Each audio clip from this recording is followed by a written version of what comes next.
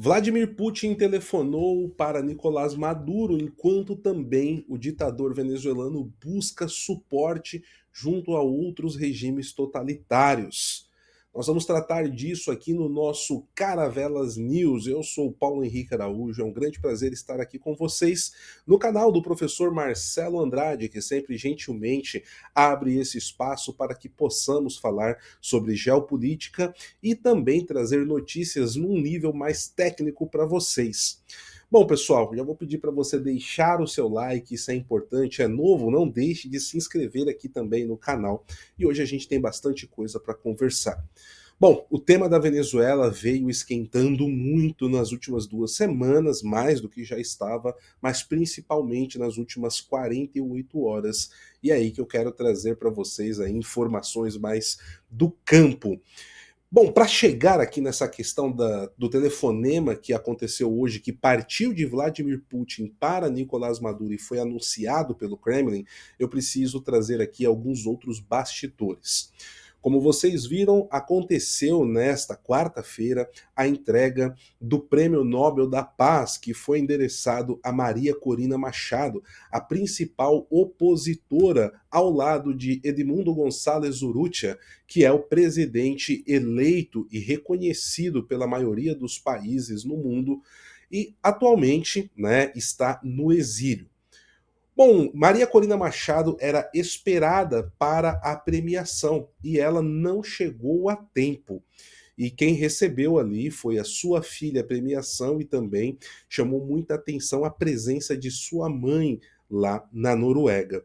Agora, alguns, por ela não ter ali comparecido, levaram, né, isso rapidamente para a questão da propaganda nos meios midiáticos ligados à Venezuela e também ao mundo russófilo que apoia ali Nicolás Maduro. Mas depois tivemos aí as informações de uma grande operação conjunta dentro da Venezuela com a oposição, a CIA e também a Marinha Americana. Nas primeiras horas da quarta-feira surgiram informações de que a Maria Corina Machado iria deixar a Venezuela de avião. E algumas horas depois de que até alguns detalhes saíram, vieram à tona, nós tivemos a informação vinda da própria coordenação daqueles que estão próximos a Maria Corina Machado de que não, ela não iria a Oslo e de forma alguma ela estaria saindo da Venezuela, que era muito arriscado.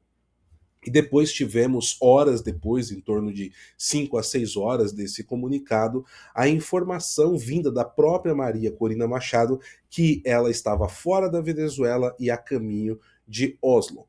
Bom, no dia seguinte ela não chegou a tempo e agora temos os detalhes dessa operação. O que aconteceu foi o seguinte, pessoal. Nós tivemos uma ação conjunta da CIA para extrair Maria Corina Machado de dentro da Venezuela. Ela foi disfarçada, tá, usando perucas e outros adereços, da onde ela estava até a costa da Venezuela e para ela se dirigir ali para Curaçao. Tá? Curaçao é uma ilha ali, tem um governo autônomo pertencente ao reino da Holanda, fica bem próximo da Venezuela. Só que para isso acontecer, a Marinha Americana colocou duas aeronaves para circundar praticamente dentro, isso mesmo, dentro do espaço aéreo venezuelano, muito próximo mesmo, na Baía ali de Carabobo. E isso chamou toda a atenção militar, principalmente, e gerou uma tensão com o regime do Maduro. Isso aconteceu ali do lado esquerdo, né, na questão no lado noroeste da Venezuela, enquanto Maria Corina Machado estava seguindo por terra do outro lado. O que chama a atenção aqui, levanta suspeitas quanto à capacidade tanto de inteligência da Venezuela ou mesmo a questão da lealdade do exército de Maduro é que as informações dão conta que Maria Corina Machado precisou passar por nada mais, nada menos do que 10 postos de controle militar.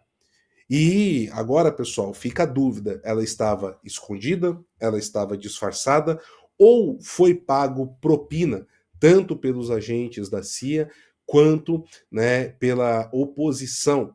Essa é uma dúvida muito grande que paira. Eu, particularmente, acredito que alguns postos ali devem ter tido agentes infiltrados, né, que estariam recebendo, né, dinheiro para poder fazer essa vista grossa e deixar Maria Corina Machado passar.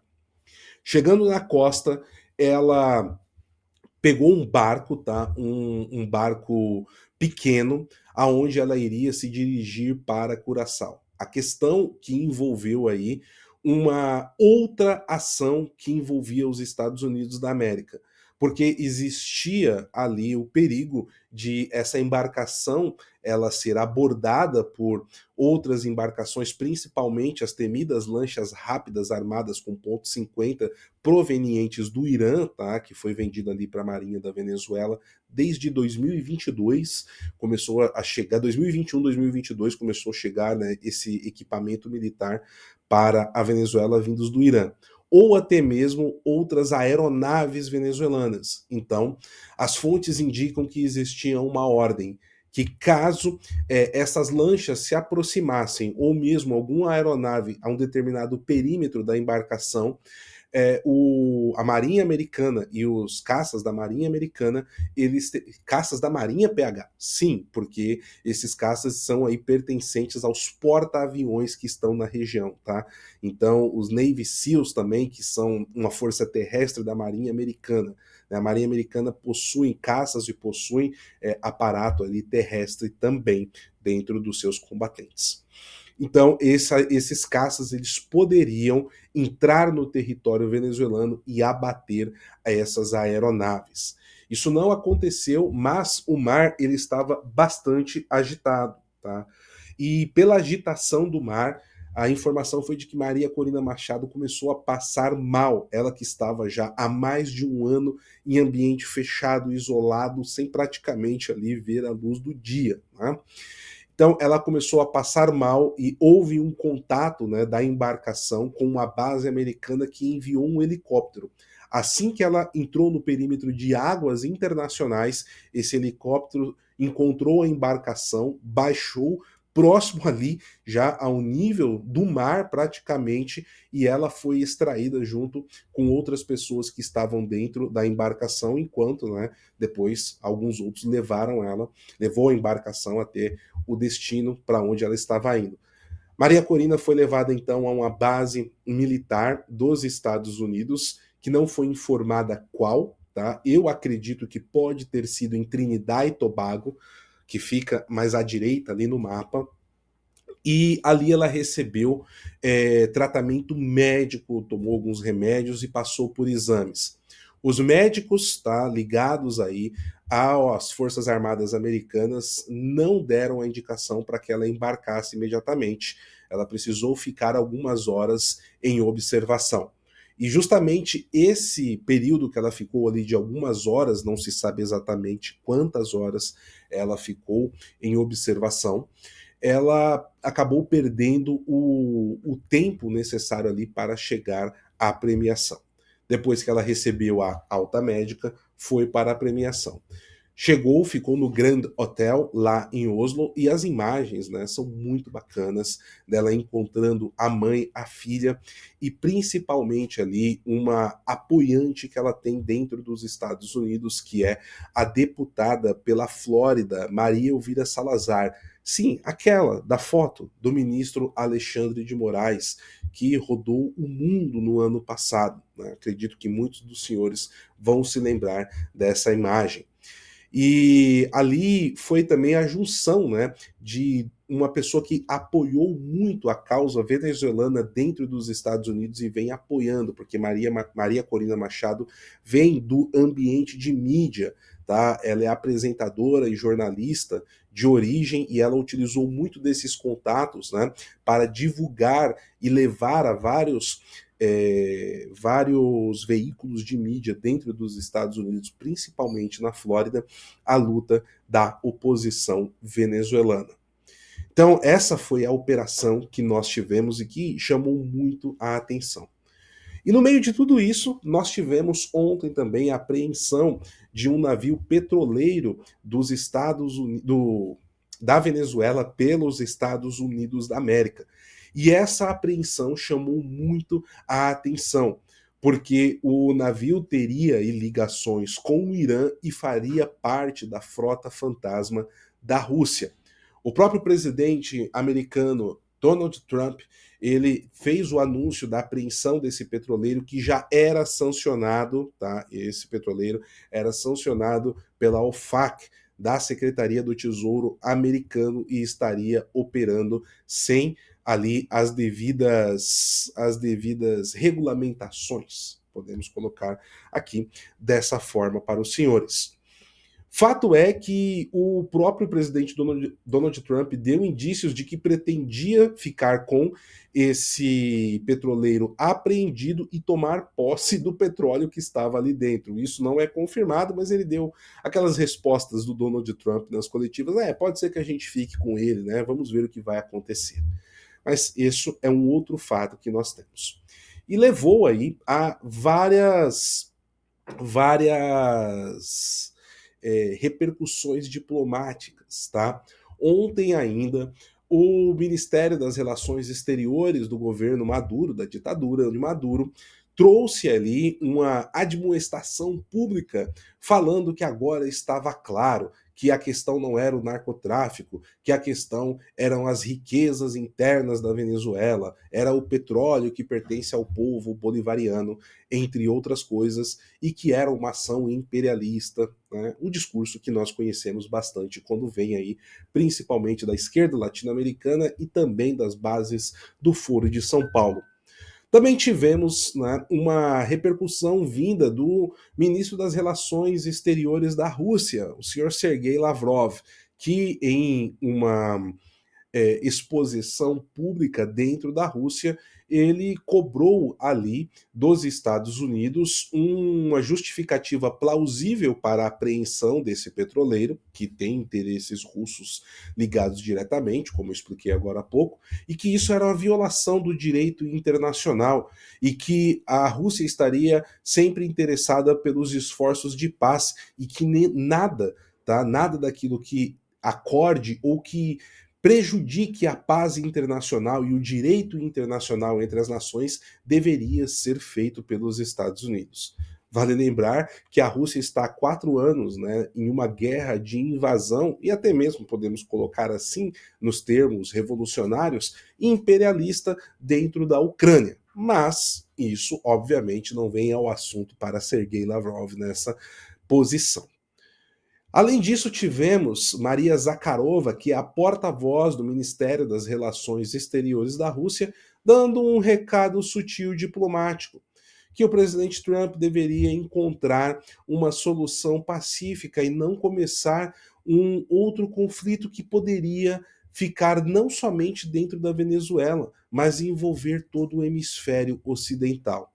Em linguagem diplomática, o que os russos estão dizendo? Olha, veja bem, nós podemos aqui interferir nessa sua operação, como vocês estão fazendo na Ucrânia. Quem sabe começar a enviar armamentos, suprimentos e outras coisas para a Venezuela.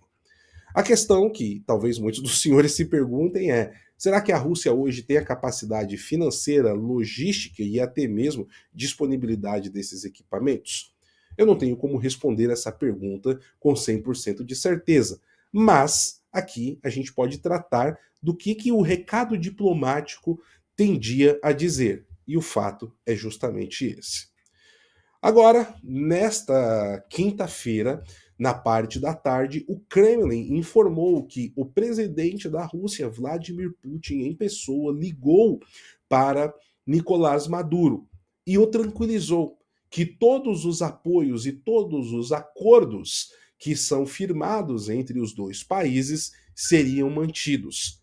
E ao mesmo tempo que isso aconteceu, o embaixador da Venezuela em Moscou foi até o país vizinho, a Bielorrússia, e sentou para conversar com Alexander Lukashenko, conhecido como o último ditador da Europa. É a alcunha que ele tem aí. Lukashenko está desde a queda da União Soviética na presidência, né, sendo eleito aí com mais de 80% dos votos dentro da Bielorrússia. Hoje a Bielorrússia, que é praticamente, né, um estado fantoche nas mãos de Vladimir Putin, a qual o Putin utiliza o território como quer, inclusive com suas tropas, para poder fazer invasões e ataques dentro da Ucrânia, inclusive lançamentos de mísseis. A própria invasão que nós tivemos lá no dia 24 de fevereiro de 2022 teve duas frentes, né, que saíram do território bielorrusso e um contingente bem grande de mais de 30 mil soldados que estavam ali estacionados. Agora, a dúvida que fica é que o que será que está sendo negociado com Alexander Lukashenko?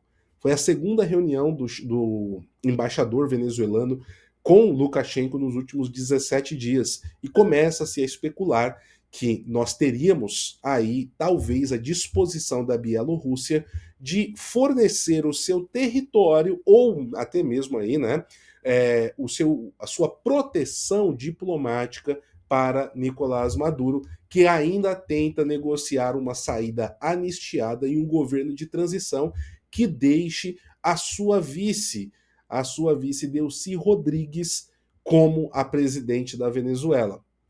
Isso foi tratado diretamente com Donald Trump em uma ligação no dia 21 de novembro, que imediatamente não foi bem aceita por Trump, e depois Maduro fez uma outra oferta irrecusável, né, aqui no melhor estilo Poderoso Chefão, para Trump, que foi: ok, nós passamos então o governo aí para o Edmundo Gonçalves Urruti assumir, só que durante 3 anos ficamos com o comando das Forças Armadas. Imagine, pessoal, daria muito certo, né? Um governo de oposição que está ali cerceado pelo poder das armas e por toda a estrutura criminosa de warlords, senhores da guerra locais, né? Que na verdade são criminosos, traficantes, chefes de cartéis de crime organizado e também de guerrilhas urbanas ali criadas pelo Maduro. Jamais um governo desse daria certo. E a Venezuela seria um barril de pólvora maior do que já é. Bom, as informações são de que Donald Trump também recusou prontamente, e foi aí que nós tivemos o aumento das tensões que estamos vendo nas últimas 2 semanas. Eu quero aqui lembrar para vocês que em 2019, quando Maduro estava numa situação frágil, não tão frágil quanto a atual, tá? Ele estava de malas prontas para sair para a República Dominicana. E ali ele recebeu uma ligação de Vladimir Putin, que forneceu tudo aquilo que ele precisava para permanecer no poder, inclusive o envio de tropas de mercenários do Wagner Group, que à época negava-se a existência do Wagner Group e ainda mais negava-se a participação do governo russo, né, no controle desse grupo de mercenários. Desde 2019, né, na época que isso aconteceu lá no PH Vox, nós já estávamos tratando sobre esse caso. E Maduro permaneceu no poder e ofereceu muito da sua estrutura local para Vladimir Putin. Isso através da entrega de commodities, garimpo ilegal de ouro, benefícios no petróleo bruto que era exportado, e isso em conjunto com o Irã. Pois é. Nós tivemos também aqui, para encerrar, né, esse nosso boletim dessa crise envolvendo Estados Unidos e Venezuela, uma coletiva de imprensa que foi dada pela Maria Corina Machado.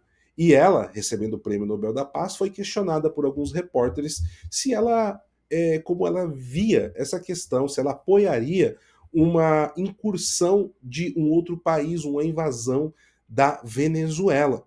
E ela deu uma resposta que surpreendeu e trouxe luz para muitas pessoas no mundo, inclusive governos, que foi: bom, a Venezuela já foi invadida, ela não está correndo o risco de ser, ela já foi invadida.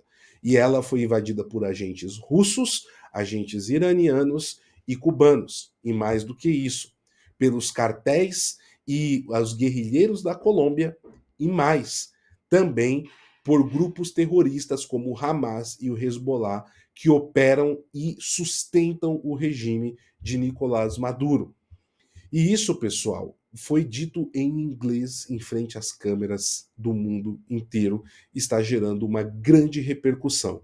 Então, de todos os lados nós temos aí acontecimentos que vai levando tudo para um ponto cada vez mais culminante. Eu não vou aqui cravar, olha, então nos próximos 2 dias, nas próximas 72 horas, acontecerá algo aí em relação aos Estados Unidos e Venezuela. Seria ter irresponsabilidade fazer isso. Por outro lado, eu vejo muitas pessoas dizendo: ah, mas está demorando muito para isso acontecer. Se fosse acontecer, tinha que ter acontecido já. Bom, meus amigos, o ponto é, como num vídeo o professor Marcelo Andrade disse muito bem ontem, Trump chegou no ponto de não retorno, tá? Esse ponto de não retorno ele é bastante claro e ficará muito ruim diplomaticamente, tá? Se Donald Trump recuar e Nicolás Maduro não deixar o poder na Venezuela. Agora, se isso vai acontecer através da via negociada ou da via armada, ou até mesmo com boots on the ground, com as botas no terreno, isso nós vamos ter que aguardar. A expectativa de que Maria Corina Machado vá fazer ali um tour dentro da Europa, visitando outros chefes de Estado, e também a expectativa de que ela possa ir, né, na Comissão Europeia ou até mesmo no Parlamento da União Europeia falar com diversos representantes. Mas a grande expectativa está em torno de uma possível visita a Donald Trump na Casa Branca.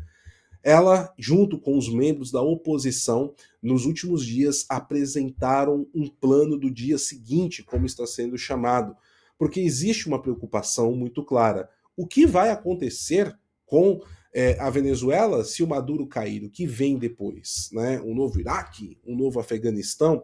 E um plano foi apresentado pela oposição, que seria capitaneado pela Maria Corina Machado e pelo presidente eleito Edmundo Gonçalves Urrutia.